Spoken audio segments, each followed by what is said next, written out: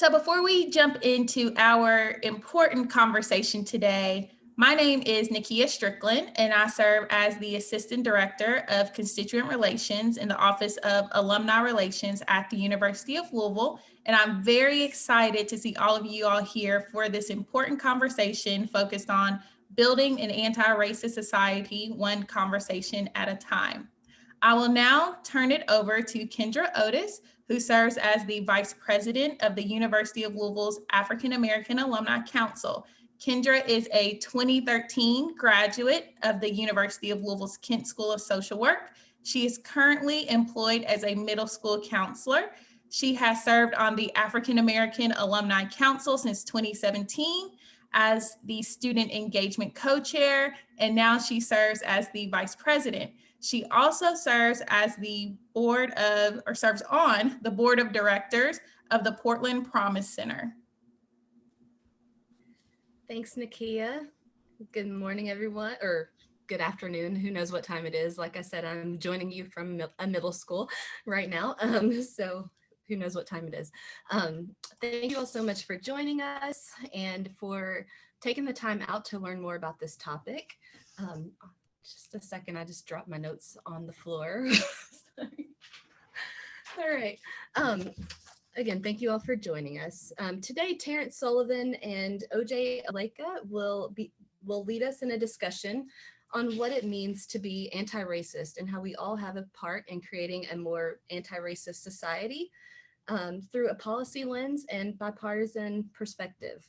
Our conversation today will center around the importance of establishing a dialogue and the perils of assumptions without context when discussing anti-racism and what it means across lines of difference.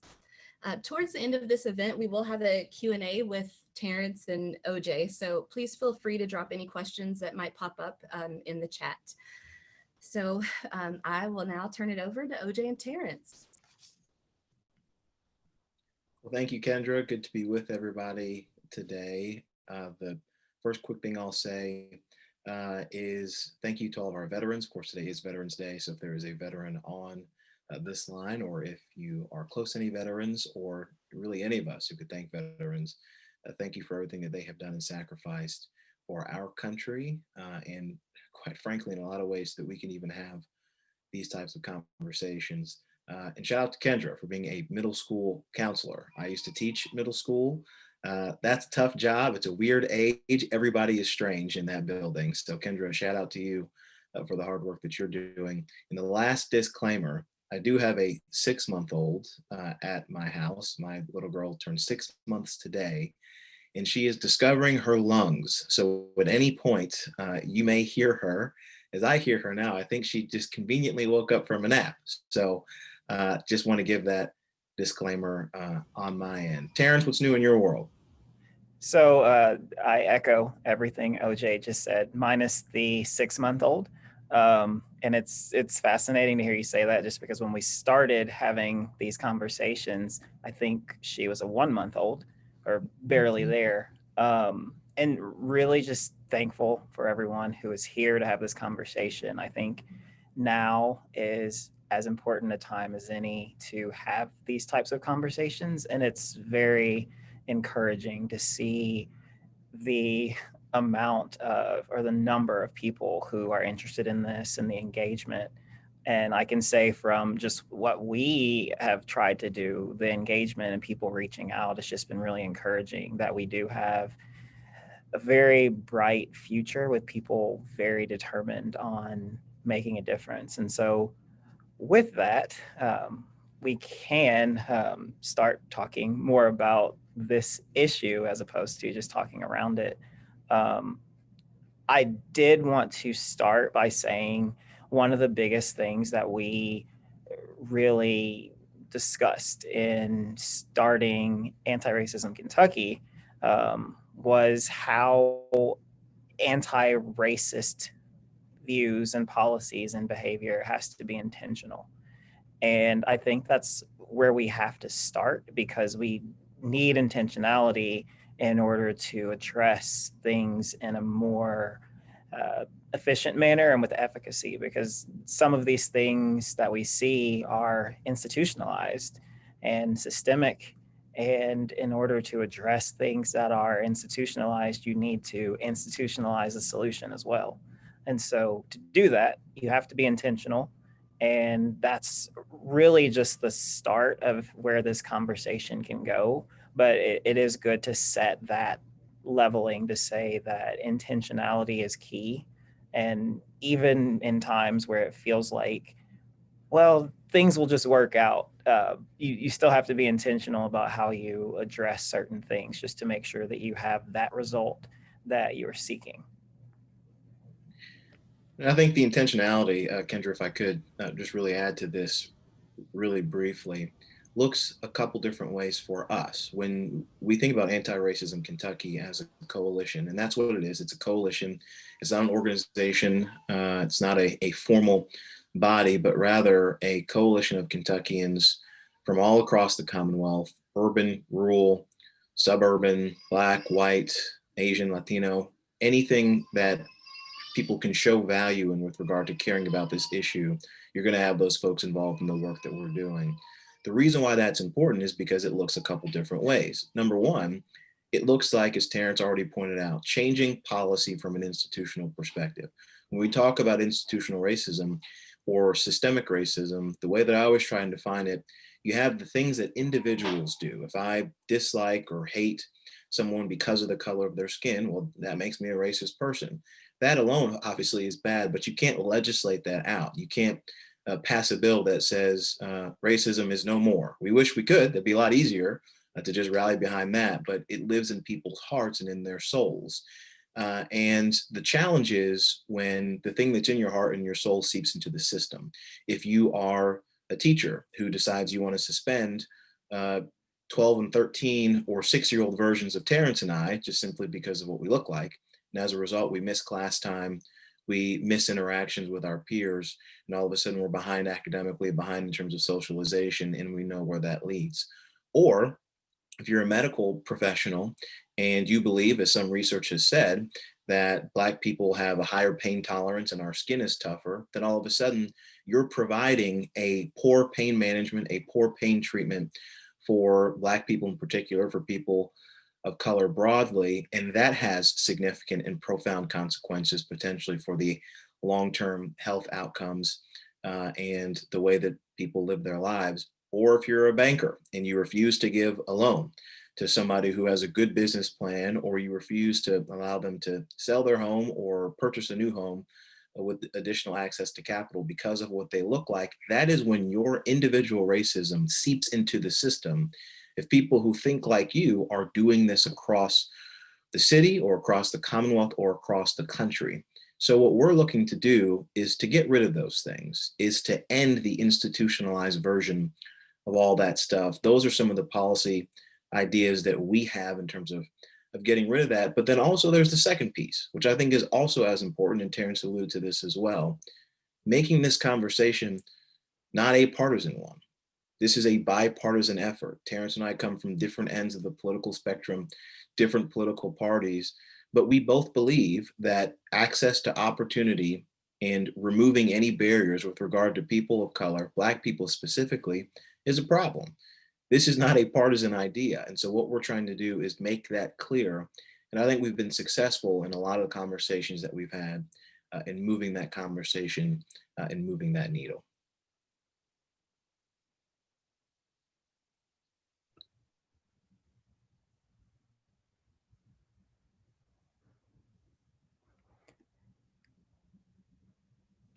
Well, we can go ahead and jump into the question and answer part of our workshop today.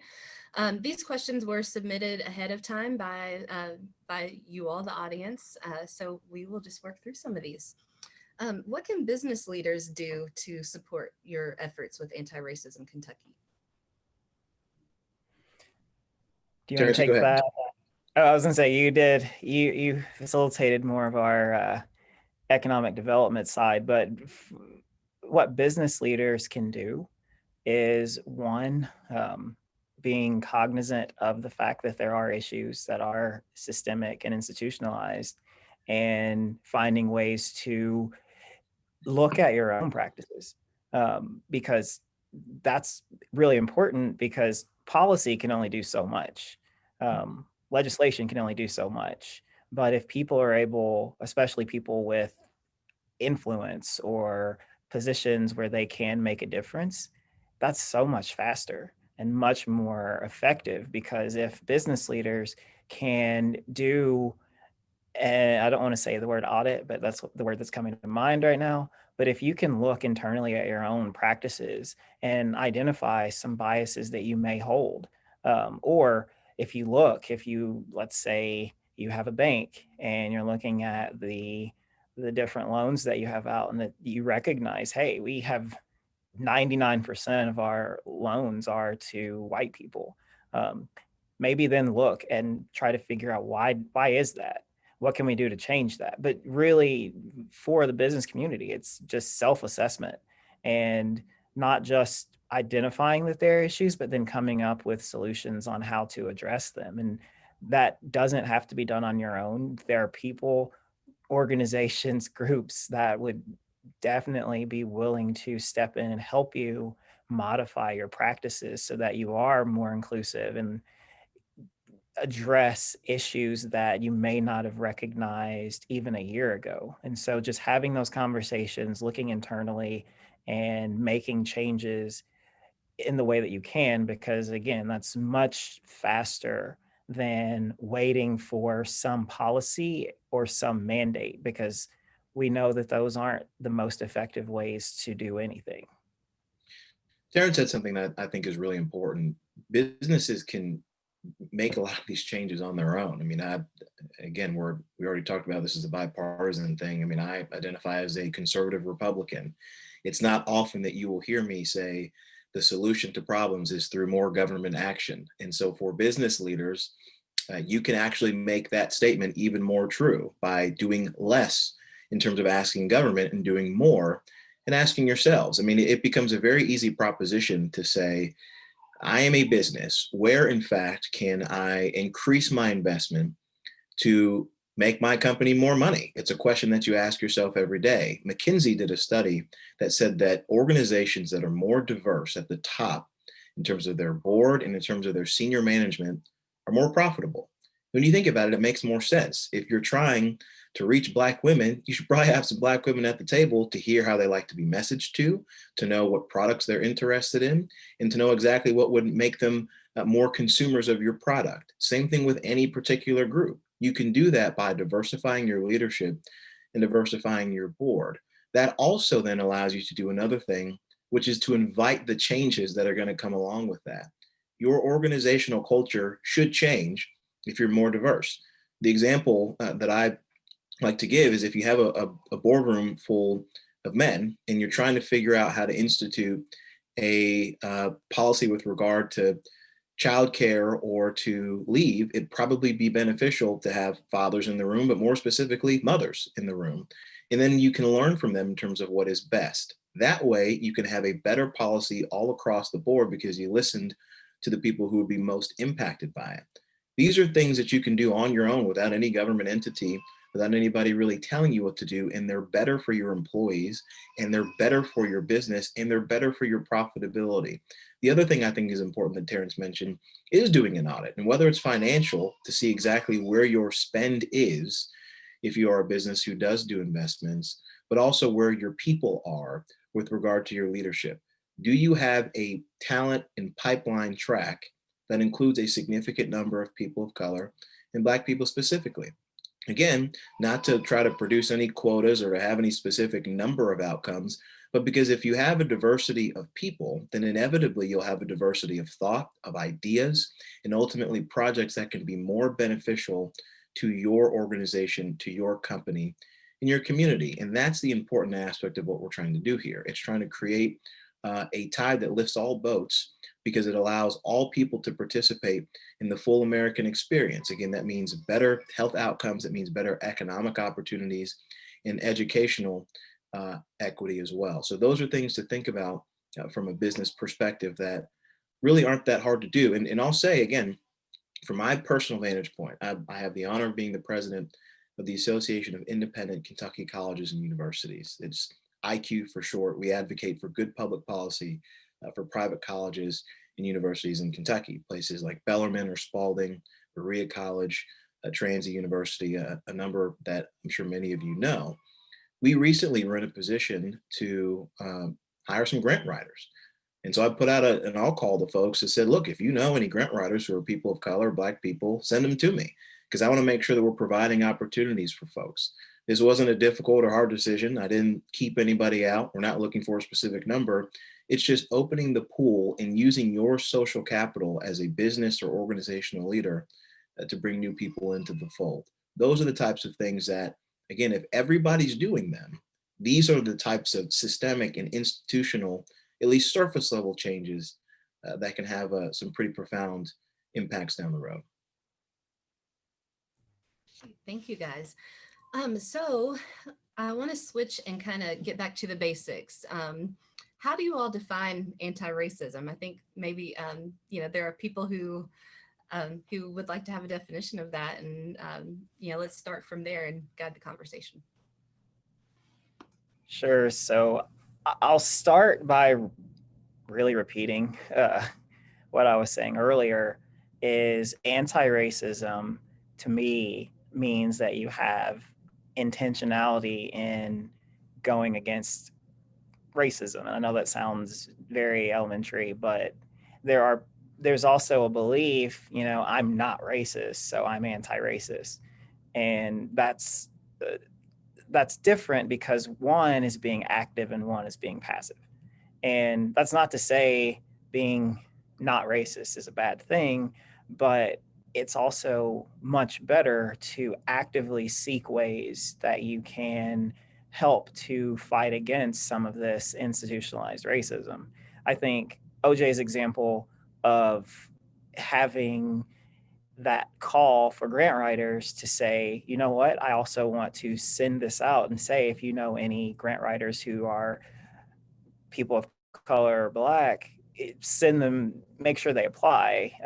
We want to make sure that we're doing something and being inclusive. And I think that's different than an organization that put out an application or put out a job posting and said, we're not going to be racist in this. We're going to interview people who are qualified, but we're not going to say in any way that we're specifically sending this out to a certain group. And it's not aimed at the expense of others, but just showing or reaching out as a way into the door to say, there's this opportunity, you may not have heard about it. And we were making sure that we were advertising to people who might otherwise not hear about it, or also using our own capital in a position of leadership to help facilitate some of those actions. And so to me, it's really just being intentional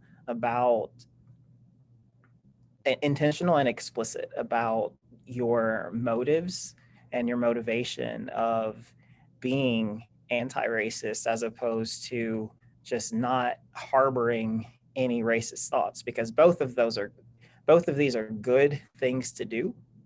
But sometimes, especially in hiring and in opportunity, you have to extend that a little bit more and not just say, I'm open-minded, it will be fine, but to be open-minded and inclusive, or open-minded and another step. So there's that and that comes when you're being anti-racist, because now you are adding a step to your beliefs, as opposed to just having this belief and not taking that next movement to do something about it as well.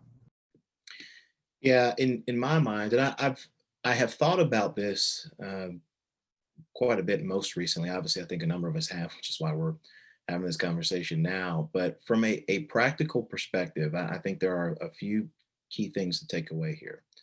To be anti-racist is to demonstrate action that would undo some racist activity or racist issue as it existed in your frame of reference. That's number one. You got to have some particular action that you're doing. And two, I think expending some type of capital to do so is also important. Again, as I gave the example before with grant writers or some of the things that Terrance mentioned, some type of capital being spent, I think is important. But also, here's the third thing. I might step on some toes during this lunch hour with this, but it's more than just posting a hashtag or saying that you did or did not vote for somebody or being angry about something. That doesn't change anybody's life. I'm going to be honest with you. Saying hashtag such and such or whatever doesn't change the life of the Black child who goes to your elementary school where your kid goes and they got suspended while doing the same thing that your kid did. But you didn't say anything about that. You didn't go talk to the principal. You didn't talk to the teacher. You just posted a tweet. It doesn't change lives. Or if there still continues to be a disproportionate lack of investment, we're talking about the city of Louisville and West Louisville, and you are the procurement officer in your company, and you didn't advocate for spending money at that Black-owned business on 15th and Broadway or somewhere else. If you can do things, you ought to do them. Again, this isn't to suggest that to be anti-racist looks the same or feels the same for everyone. If you have a form of protest and for you that is expending capital, or you're in a prominent position where you're very public and you do post something on social media and that does change minds, that is a form of capital, that is doing something. So don't misunderstand me. But if you're effectively saying the same things in an echo chamber that feels very comfortable, you haven't done a whole lot. Again, it's good to not be racist, as Terrance pointed out before. To be not racist is a positive thing. It's better than being racist. That's not good. But in order to be a little bit more action oriented, you got to do some things that may make you uncomfortable. Again, I'm not suggesting everybody goes out there and they resign from their job or they get fired in the name of a cause, but I'm saying you got to do something that will move your community forward in a significant way. And that's the difficulty. That's what makes things so hard. In my opinion, there is a wide and cavernous gap between being race conscious and being racist. The difficulty is trying to figure out where you are on that continuum, how comfortable you are, and then the benefits of where you might be if you moved in a particular direction. That's hard for a lot of people. And so again, I'm not asking everyone to go out and do things that they're entirely comfortable or uncomfortable with, but do something. And that's the idea of being anti-racist, is that you're actively doing something that is action oriented, that uses a little bit of your capital and isn't just what everybody else is doing on Twitter or on Facebook or Instagram. And just to quickly piggyback off of that a little bit, and it kind of goes to one of the questions that popped up in the chat, but it really can boil down to your own consciousness and what you individually are doing in your everyday life, where you just make decisions based on what you can control, that are geared more towards being anti-racist and being more inclusive and being more cognizant of some of the things that may be existing in your own personal sphere. And so maybe you're not the business owner who can do a business policy and procedures audit to see where they might need to make some changes, but everyone has their own life and behavior that they can also do a self-assessment and say, okay, what am I doing, or what have I done, or where can I make some changes or some own personal growth? And so it's not always being able to hire more people or do these different things. It can be being more aware of your own surroundings and day-to-day interactions and making that conscious effort to say, okay, I recognize some things I need to do, or even not to say off of how you were finishing, OJ, about the tweets or whatever, it could be as simple as, maybe I shouldn't say things like that when I'm posting on social media because it might make other people feel a certain way, and being more reflective and creating that filter in your own mind and your own behavior. And so over time, you're retraining your mind to think in an anti-racist way, because now you're thinking this totally innocuous thing that I was going to say that might impact somebody in a way that I didn't think of before. And so that's one way that just as an individual that you can make some small changes just in your thought process and how you go about your day. That's great. Thank you, guys. I've heard it kind of being thrown out there in different conversations about this, that, you know, we don't necessarily need more allies. We need some co-conspirators. And, you know, I think that really, you know, piggybacks on what you guys are saying there about, you know, being an anti-racist. It's not just enough to say I'm not a racist. We need people who are, you know, actively taking some steps to, you know, cause some good trouble with us. So some of our questions kind of relate to that. One of the questions that has popped up is, how do you have conversation without being defensive, and avoid those, you know, being in these workplace settings, these business settings? How do we have these conversations without getting defensive and it going left, when we're trying to bring in some co-conspirators? I'll quickly respond to this, because it goes back to this framework that I have developed for my own understanding of these conversations.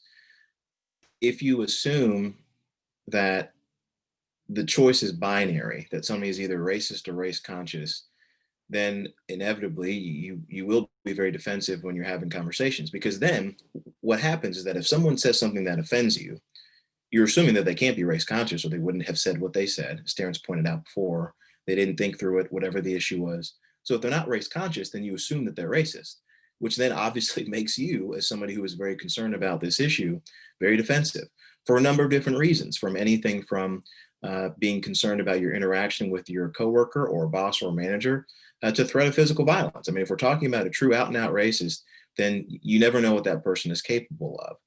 However, if you look at it and you step back and you say, well, maybe this person just isn't race conscious. Maybe they don't know how to have these conversations. Maybe they've never had them before. Maybe they're new to them. Maybe whenever they've tried to have them in the past, someone did just call them racist, so the conversation got shut down. So in my instance, in terms of working with folks who may have a different perspective on this, it's just asking the question and explaining it very clearly. Hey, what you said has bothered me a little bit. I feel like I know you, or at least I don't want to assume things about you. Can you tell me and explain what you meant? But then I'm one of those who believes if someone tells you after you ask them and they tell you very clearly something that is offensive, well, that's a different kind of conversation. But if they say, oh, I didn't realize that, or I talked to somebody else about this topic and it didn't bother them, then that gives you the opportunity to explain, well, this is why this was concerning for me. Have you thought about it from this angle? This is how I think about it. And again, I recognize if you're a Black person listening to this, even that can offend you. You can feel like it's not my job to have to correct somebody, especially somebody who's white, on these difficult conversations of race. That shouldn't be my responsibility. And many times it probably isn't. And in many cases, it shouldn't be your job. But this is the challenge for a lot of us who really do want to be in this work in the way that makes sense for us to get it right. Unfortunately, that is sometimes our obligation, because if it's not us, then who will it be? Somebody else who either agrees with the negative aspect of the sentiment, or somebody who can't quite articulate your personal opinion and position on this. So it gets hard. And I'll say, I don't think you need to do it every day, all the time. I'm not one of those people who thinks that you need to throw your personal health and your mental health and the psychology of your existence into issues that are difficult and painful for you every single day, unless you choose to do that with your life. And many of us don't want to do that with our lives. We just want to go to work. We want to enjoy our job and spend time with our family. But sometimes we do have to have those difficult conversations. So I would say, do it in a way where you don't assume that that person is racist, but rather they might just be racially unconscious. And so ask them the question, have them explain, and then they'll tell you who they are, and you should believe them, as the saying goes. And I think all of that is true.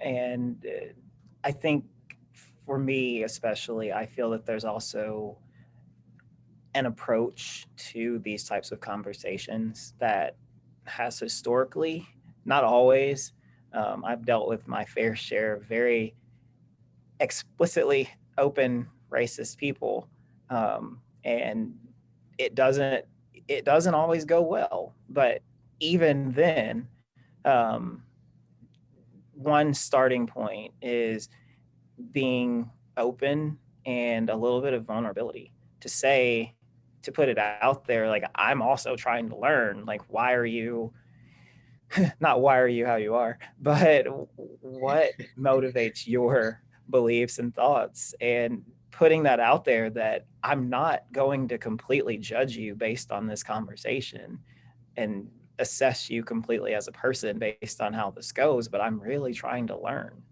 And that's, for some people, that's a little bit more comforting because they might really want to have a conversation, but they're worried about offending someone, or they might worry about sounding dumb, or just creating this more level playing field for a conversation sometimes is the one of the better ways to have a real conversation. And I think that's something that is really challenging. I know some people are probably thinking about this in terms of Thanksgiving and some of their family members who may have differing beliefs than them, and they want to have a conversation, but you know that as soon as you point out one thing, there might be that defense mechanism that pops up, and just trying to find ways to go around that and say, put it out there that you're really trying to learn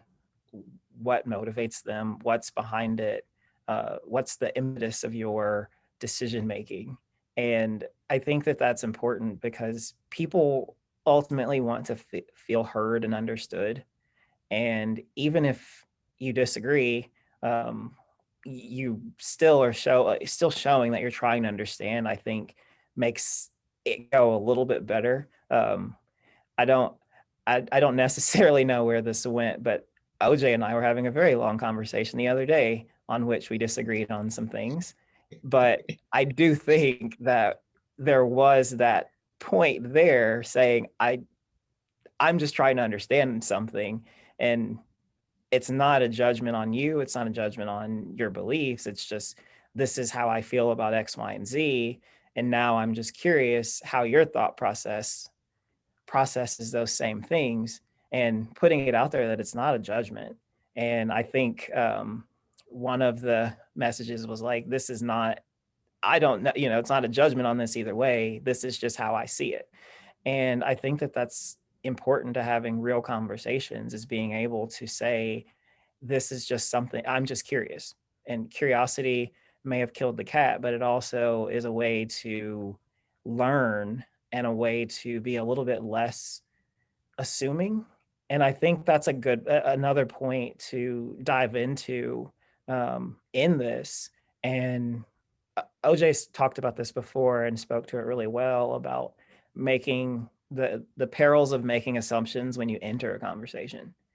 And that shapes a lot of the conversation because unconsciously we think, we see people and we make this assumption, and then we shape our conversation direction based on these assumptions that we already created.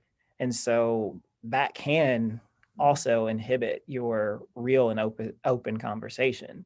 I think, and this was your point, that someone might look at the two of us and think we're two Black men, same age, did all of these different things, and assume that we're probably very similar.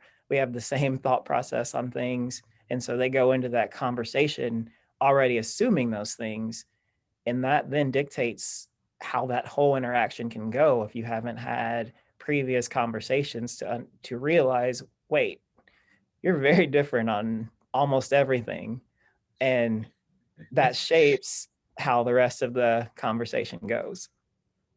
It's true. And Terrance, what you're speaking to gets to, I think, a lot of the questions that are put in the chat. Lorenzo had a lot of good ones that I want to try and circle back to. starting with one in terms of disagreement. I mean, Terrance mentioned it. We had I think, again, as he mentioned, it was a good conversation where we disagreed on a topic. This doesn't mean I don't like Terrance. This doesn't mean that I think Terrance is the enemy. I don't think Terrance is an awful person. I'm not going to block Terrance on social media and go tell my friends how Terrance is an awful person. It just means that we have a disagreement. And sometimes the challenge is that people will disagree on the issue of race and its connection to the challenges that we have in the country. It doesn't mean that they're awful people. Again, it just means that they're probably not very race conscious. Now, again, what they do with that, I think, is important, but it doesn't mean that you should hate that person or think that they're the enemy. Now, some ways that you can introduce these types of conversations. One of the ways that I've done it in the past is by making parallels. I talked about it before with regard to understanding that if you want to have a conversation about childcare, or if you want to have a conversation about how to make your workplace more family friendly, then it's beneficial to bring in people, to bring in, again, I think mothers in particular, with regard to that perspective. Another example that I bring up, and a way that you can slide this into conversation, is by talking to people about an area where they might be different than their peers. Do they have a different accent than everybody else? Do they come from a different country? Are they immigrants? Do they have a child with special needs? Are they a single person with a bunch of other people who are married? Do they have a different faith background from a lot of the people that they work with? Again, I'm not asking you to point these things out to try and needle somebody. That would be an awful thing to do. But as you get to know people, because relationships are incredibly important, if you want to have a conversation as difficult as something about race, relationships are important. Talk to these people and ask them, how do you feel when someone talks about these issues like they're regular? Do you get mad? One of the things that has happened to me in the past is people will talk about relationships with their parents. They'll say, oh yeah, my parents are great. My parents do this and that. My dad was really great. My dad was special. OJ, what about your parents? What's your relationship with them? This always has a weird and awkward place for me because I lost my dad 4 years ago to a stroke. We didn't know that it was coming. It happened very suddenly, and it was awful for all of us. And so now, as a Black male, whenever anybody brings up a relationship with their father, I almost feel compelled to say, well, I had a great relationship with my dad, but he passed away. So if I tell you that my mother lives in Frankfurt, it's not because my father walked out. He was always there. I promise. He was really important to all of us. Nobody did these things to me. And when people bring up a parent in their life, they're not doing so to cause a microaggression for me. So I can't assume that that's what they meant to do. But everybody has an instance like this in their life, something that makes them different, something that makes them angry when no one else knows that they're angry, some challenge that they're dealing with. For a lot of Black folks, it's race. For a lot of folks, it's something else. It could be that they lost a parent. It could be an issue with a child. It could be something else, but everybody's got something. And so what I would encourage you to do is say, look, whenever we're talking about the importance of race being critical and important for moving our country forward, it's because it's a salient issue that matters to me the same way there's a salient issue that matters to you. If it is how women are treated in the workplace, if it is how people have conversations about people with special needs, if it is some life instance that's different, faith, marital status, whatever it might be, everybody has a thing that makes them different in some way. And so what I would encourage you to do, Lorenzo or anybody else, is to use that as a parallel to say, if we can have these conversations as we should, then we should be able to have these conversations about race. And the last thing I'll say to add to one of the other questions, the reason why that's important is because you don't know somebody's motivations. When I bring up the business example, one thing that's for sure, every business leader wants to improve their profitability. Why? Because it makes them look better as business people. So you use that as a way to kind of sneak in. I believe, again, the language before was co-conspirator. Let's talk about the thing we all agree on. We all agree the company needs to make more money. All right, good. How do we do that? Well, let's bring in different voices, different people who could reach different markets. Great. So you do that, but then along the way, you start to talk to the Black woman about what it means to be a Black woman. Along the way, you start to talk about what it means to be a Black man, and you have different conversations. And I'll use myself as a personal example here. I used to work for State Treasurer Allison Ball. She hired me as her communications director and then her chief of staff. Back in 2016, when Philando Castile was shot and killed, when people were talking about this race issue again, that had a big effect on me. It mattered to me personally, and I didn't know him, but just as a Black male, I something I identified with. So the treasurer called me just to check in and see how I was doing. She said, OJ, how are you? How do you feel? She said, I saw this thing with Philando Castile and I thought, this could have been OJ. This could have been my friend. And so from there, that was an opportunity to talk about race, to talk about economic opportunity, to talk about political power, to talk about a lot of different things. Now, Allison didn't hire me because she was looking to find a Black communications director. She hired me because she was trying to find somebody who matched her views and beliefs and could help her office get stronger. But because my perspective was different and differentiated, it allowed that conversation to take place. Those are the things that happen if you reach for a common denominator like profit in a business, but you end up getting something much richer, which is understanding people for who they are and their differences. Great, thank you. So I think we have time for about one more question, and it's going to kind of be a blend of some things we've gotten from the chat and some things from some questions that were previously submitted. And it is more for our people of color who may be joining us today. Can you please address how to face microaggressions in the workplace? What do you do when there's an unequal balance of power in the workplace? How do you start these conversations when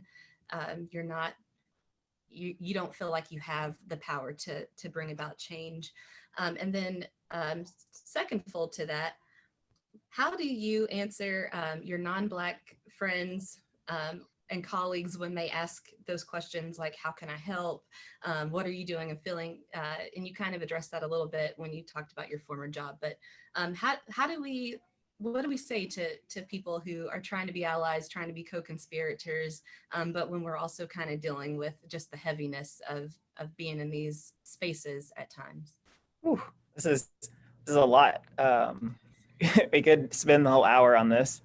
But to the first question on dealing with microaggressions and other challenges you may face in the workplace or in life. And that's something that's really important to me for multiple reasons. One, I had quite a few of these types of conversations and issues at my past place I worked, but also in my position now, that's something that we, depending on the level of these microaggressions, if they escalate, then that's something that my office would be investigating. But for me personally, one thing that I did, especially when it was a boss or a supervisor, was to be open and honest and say, these things that happened, this is how it made me feel and this is what it made me think.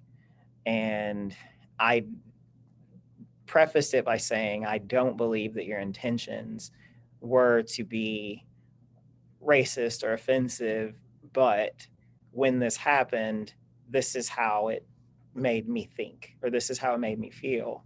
And some things changed, some things didn't, and we had the same conversation 6 months later. But then I was a little more direct and had instances and gave them, which was really weird. It felt like giving my boss homework, but I gave them some reading on how some of the comments that they were making were very common comments and perceptions that white employers have said, or how they've behaved with Black employees, and things that they may not even consciously think of or be aware of. But when you're doing these things, this is how it's interpreted by me. And this is because historically, this is what white bosses have used in the workplace that has furthered some of these issues, and that has become a problem. And so it's not always our job to educate, because it gets tiresome, it gets exhausting. Being completely honest, it's hard. But when there are avenues and situations that present themselves where there is an opportunity to, one, defend yourself, but also educate someone on what their behavior looks like and how it impacts you, trying to come at that in a way that's not, especially initially, that's not in a way that would make them defensive, but say, I'm really trying to help you understand me, and I'm also trying to help me understand you. That's been one way to address those. And then to the second question about how to respond, or how I've personally responded to people who have reached out or said, just to see how I'm doing. To be completely honest, one of my responses is I'm exhausted, because I am. But it's also, again, just being honest with them. And right now I feel exhausted. Sometimes I feel energized and motivated. And sometimes I will respond. And this, I think this response was very enlightening to a few of my former coworkers. Is I said, I don't feel much different than I did any day, because none of this is new to me. So the fact that something has happened that made you feel like you should check on me, it's a good thing, but it's also, this isn't new. We're not new to this rodeo. We just happen to have more spectators right now. And so being able to convey that, to say some of these things have been on our minds for a while, and I'm thankful that you're finally seeing it, I think has been enlightening to some people, because it's like, oh, I didn't even think about the fact that you felt this way 3-4 years ago or 10 years ago. And so that's actually started some good conversations about where we are. I think too, it's important to feel welcome in the fact that your answer to these questions and the way you go about these conversations don't have to be the same for every coworker or for every friend who asks them of you. I mean, the way that I would talk to Allison Ball is a lot different than the way I would talk to somebody who I just met a month ago, who's like, well, what do you think about these things? And that is good too, because if your exhaustion level is high, then don't feel compelled to have a detailed, deep conversation with somebody who is very new to the conversation. That's going to be a lot of work on you. So if you don't want to do that, don't do that. You should feel like you have the license and the authority in the agency over your own time and your own life and mental health to just say, well, I don't really want to talk about these things right now. So don't do that. But at the same time, if you do feel like the person that you're talking to is somebody you're close with, and maybe they're in a situation where they could have a significant level of change, let's say they are a coworker who has a great relationship with management, you're close to them, and you say, well, look, this is how I'm feeling. This would be really good if we could do things differently here at the office. Maybe you could help out here. Then potentially that can be a different conversation, because not only are you being more open with that person, but you're giving them specific action steps on how they can act. Because this is the other thing that's difficult that, again, I found in a lot of conversations, because a lot of the conversations I have on this are with people who are new to the rodeo, as Terrance made clear. With those folks, they need a lot of action steps specifically on what to do, and they need language on specifically what to say. And again, it goes back to this continuum of being along the lines of racist or race conscious. If I'm somebody who cares about everybody, again, I'm looking at this from a conservative perspective. If I am a conservative, I probably don't use a lot of language that a lot of folks may be comfortable with who've talked about the issues of race for a long time. My lens is more about the individual. It's more about liberty. It's more about opportunity, those specific words. So then provide language around those things, again, whatever it might be, to say every individual deserves the opportunity to achieve full liberty by not having something blocking them the way that it doesn't block someone else. Those are things that we're all for. So how do we get to doing that? So specifically with coworkers, I think it's meeting them where they are. Again, the ones you feel comfortable having those conversations with and giving them specific action steps on how to do things differently or how to have different conversations. Because again, there's strength in numbers, and it isn't necessarily because you're demanding a whole bunch of things from management. And look, maybe you are. I don't know where you work. Maybe that's what you need to do. But in some cases, it might just be, the 10 of us in our department or the 6 employees were thinking about this thing, and we all thought it was a really good idea. And we all agreed to it. What do you think, manager? Or what do you think, supervisor? And in a lot of ways, things don't have to be as challenging if the relationships are already there. And that's the key thing. The relationships have to be there. Because as Terrance said, I think earlier, some of these conversations you'll have to have over and over and over again. Again, it doesn't mean that person is awful. It just means they're new to it. When my wife tells me to do things over and over and over again, and has for the past 4 years, it's not because I'm an awful person. It's because I just don't think about things the way that she does. Or if she tells me something that's happened at work or in a past job that she felt was very much related to the fact that she was a woman, I have to do a better job of understanding that, even though that's not the perspective that I come from. A lot of folks have to have that continuous re-education. Again, as Terrance said, it's not always your job. It's not always your responsibility. Don't always make it your job and your responsibility, especially when you are exhausted. Physically, mentally, we know that if you push yourself too much, then you can snap in a bad way that's negative for you. And nobody wants that. We want ourselves individually to be recharged and to be full enough to have the agency that we need to do things for our families and for our communities. And the last thing I'll say too about microaggressions specifically, there are some things generally that might apply across the board, but a lot of these things are specific to individuals. When someone uses a particular word, they may not know that it bothers you in a significant way. They may not know about the time that a manager said that to you 10 years ago, or somebody that you were dating from a different race said this to you 6 years ago. They don't know all that. And so when they say it to you, it doesn't necessarily always come with the baggage from them that is inherent to you. Again, that's not a bad thing. That's just a thing to understand in context, that if someone says something to you that is very offensive, they may have said that same thing to 3 other people in the past 2 years. One of them didn't think it was offensive at all. 2 of them might have been offended, but didn't say anything. So they really don't know.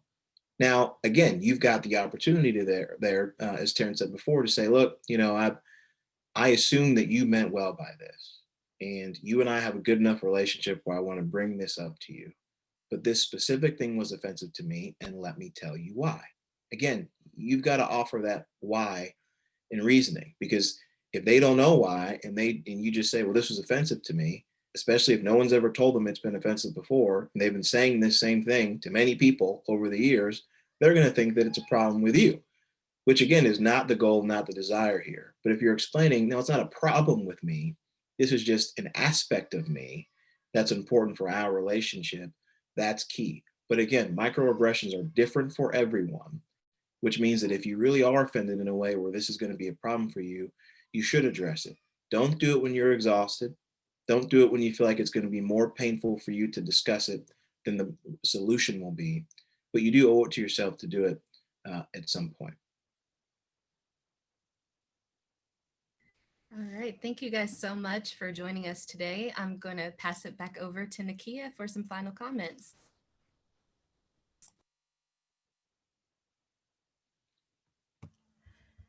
Thank you so much to OJ, to Terrance, to Kendra for leading us in this conversation today. Definitely a lot of great information shared, a lot of great knowledge gained.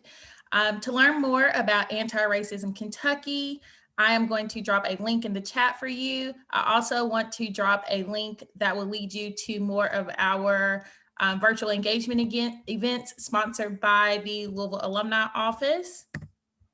Again, thank you to everyone for coming, and I hope everyone has a wonderful afternoon.